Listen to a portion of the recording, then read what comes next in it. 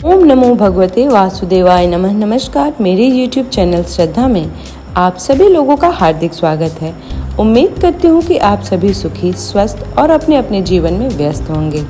आइए जानते हैं आज इस वीडियो के माध्यम से सबसे बड़ा भक्त कौन होता है। आज इस वीडियो के माध्यम से मैं आप लोगों के साथ एक भक्त की कथा आप लोगों के साथ शेयर कर रही हूँ। एक बार भगवान देवर्षि नारद के मन में यह अभिमान पैदा हुआ कि वे ही भगवान विष्णु के सबसे बड़े भक्त हैं। वे सोचने लगे, मैं रात दिन भगवान विष्णु के गुणगान करता हूँ, फिर इस संसार में मुझसे बड़ा भक्त और कौन हो सकता है।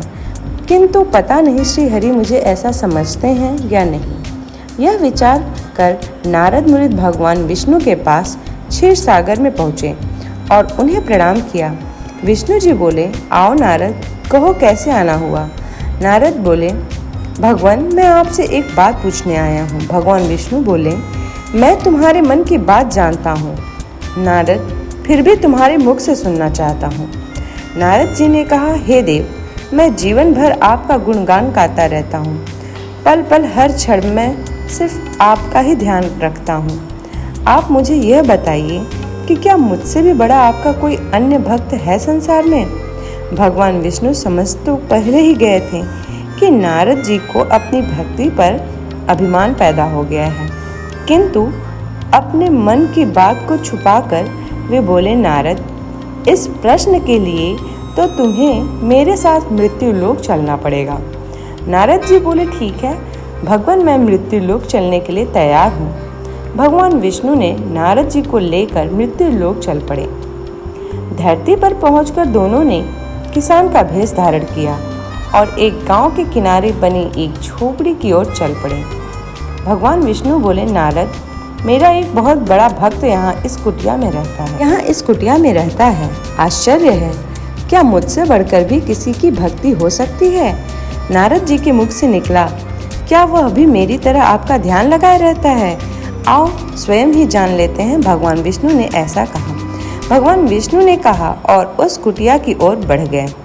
किसान उस समय कुटिया के बाहर अपनी गाय को बांध रहा था। किसान उस समय उसके मुख से हरि हरि हरि गोविंद का स्वर निकल रहा था। किसान भेषधारी भगवान विष्णु ने उसके निकट जाकर नारायण नारायण कहा तो किसान ने विनती स्वर में पूछा, आप कहाँ से आए हैं। भद्र, मेरे लिए कोई सेवा हो तो निसंकोच बताइए। किसान वेशधारी भगवान विष्णु ने कहा, हम नगर जा रहे हैं पर अंधेरा घिरने लगा है। वन में जंगली पशुओं का डर है, इसलिए रात भर का आश्रय चाहते हैं। ने प्रसन्न भाव से कहा, मेरी कुटिया में आपका स्वागत है। भद्र, आप जो रखा हुआ मेरे घर में सूखा है आपके लिए हाजिर है। भगवान ने मुझे आप लोगों की सेवा करने का अवसर दिया है, यह बड़ी कृपा हुई। उनकी बाहर दालान ने एक खटिया पर दोनों को बिठाकर किसान अंदर गया और अपनी पत्नी से कहा, देवी, दो अतिथि आए हैं। किसान की पत्नी उस समय अपने बच्चों को भोजन परोस रही थी। धीरे से आटे का बर्तन दिखती हुई बोली, घर में इतना सा ही आटा है और ये बच्चे और भोजन मांग रहे हैं। किसान बोला, कोई बात नहीं, हम अतिथियों को भरपेट भोजन कराएंगे। तुम बच्चों का आज कांजी बनाकर पिला देना। जी और भगवान विष्णु जी उन दोनों के सारे वार्तालाप सुन रहे थे, फिर भी परीक्षा के लिए भोजन की थाली पर बैठ गए। जब दोनों भरपेट भोजन कर चुके तो नारद जी सोचने लगे, यह सीधा साधा गृहस्थ भगवान का सबसे बड़ा भक्त कैसे हो सकता है। उधर श्री हरि ने किसान से और भोजन लाने की फरमाइश कर दी। बोले, मेरा पेट अभी नहीं भरा है, क्या और भोजन मिलेगा। किसान रसोई घर में गया और जाकर पत्नी से पूछा, कुछ और भोजन बचा है। पत्नी बोली, बच्चों के लिए कांजी बनाई है, बस वही शेष है। भगवान विष्णु और भगवान नारद वह भी पी गए। किसान और उसके परिवार को भूखे ही सोना पड़ा।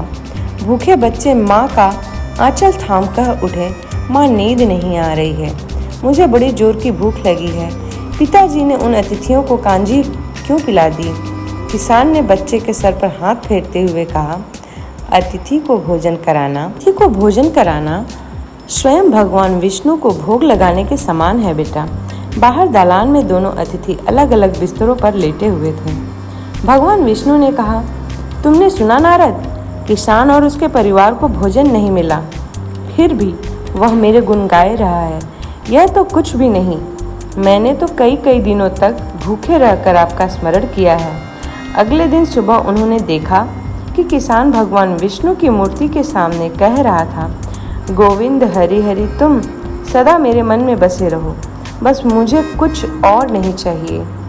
फिर दोनों अतिथियों से बोला, हरि की बड़ी कृपा है, वही जग का रखवाला है। प्रभु की दया से रात को कोई कष्ट तो नहीं हुआ। जब तक आपका जी चाहे तब तक आप दोनों यहाँ रहें, मैं खेत पर जा रहा हूँ। किसान की भेषधारी श्री हरि विष्णु बोले, हम भी तो तुम्हारे साथ चलेंगे, यदि तुम्हें कोई आपत्ति ना हो तो। नारद जी और भगवान विष्णु किसान के साथ उसके खेत पर गए। किसान बोला, यही है अपना खेत, अब मैं अपना काम करूँगा। गोविंद हरि हरि। नारद जी बोले, तुम तो सत्पुरुष हो, भगवान के बड़े भक्त हो, हर घड़ी उनका नाम लेते रहते हो। किसान बोला, अरे कहाँ, काम से जब भी थोड़ा बहुत समय मिलता है तभी उनका नाम लेता हूँ। नारद जी ने पूछा, कब कब मिलता है समय? किसान बोला, सुबह उठता हूँ तब, रात को सोता हूँ तब, और दिन में जब भी काम के समय मिल जाए। ओह समझा, नारद जी के मुख से निकला। दोनों जब किसान से विदा लेकर चले जा रहे थे, नारद जी और भगवान विष्णु जब किसान से विदा लेकर जा रहे थे तो नारद जी ने व्यंग्यात्मक स्वर में कहा, आपने सुना भगवान, वह सुबह शाम 2 बार ही आपका स्मरण करता है, जबकि मैं हर समय ध्यान करता हूँ, फिर भी आप उसे महान भक्त बताते हैं। नारद जी की बात सुनकर श्री हरि चुप रहे, किंतु भगवान ने मन ही मन कहा कि कारण जान जाओगे नारद। विष्णु भगवान ने एक कलश को तेल से लबालब भरकर नारद जी को दे दिया और बोले, नारद, इसे अपने सिर पर रखकर बिना हाथ लगाए सामने वाली पहाड़ी तक ले चलो। ध्यान रहे इस कलश में रखे तेल की एक बूंद भी जमीन पर गिरने न पाए। नारद जी बोले, यह कार्य सहज तो नहीं है। यह कहकर नारद जी ने कलश सिर पर रख लिया और पहाड़ी की ओर चल दिए। नारद जी पहाड़ी तक गए और लौट आए।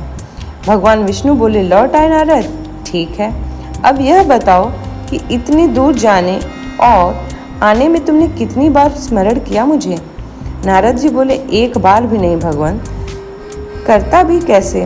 मेरा सारा ध्यान तो तेल और कलश की तरफ लगा हुआ था। श्री हरि बोले, तब तुम ही सोचो, वह किसान दिन भर कठिन परिश्रम करता है, फिर भी 2-4 बार मेरा स्मरण जरूर करता है, और तुम एक बार भी मेरा स्मरण नहीं कर पाए। भगवान विष्णु की बात सुनकर नारद जी के अंतर चक्षु खुल गए। भगवान नारद श्री हरि के चरणों में गिरकर बोले, मान गया प्रभु, जो संसार के झंझटों में रहकर भी आपका स्मरण करते हैं वही सबसे बड़े भक्त कहलाते हैं। उम्मीद करती हूँ कि आज की यह कथा आप लोगों को पसंद आई हो। यदि ये वीडियो पसंद आई हो तो वीडियो को लाइक करें, चैनल को सब्सक्राइब करें। इसी प्रकार के वीडियोस को प्राप्त करने के लिए चैनल को सब्सक्राइब करना ना भूलें। धन्यवाद।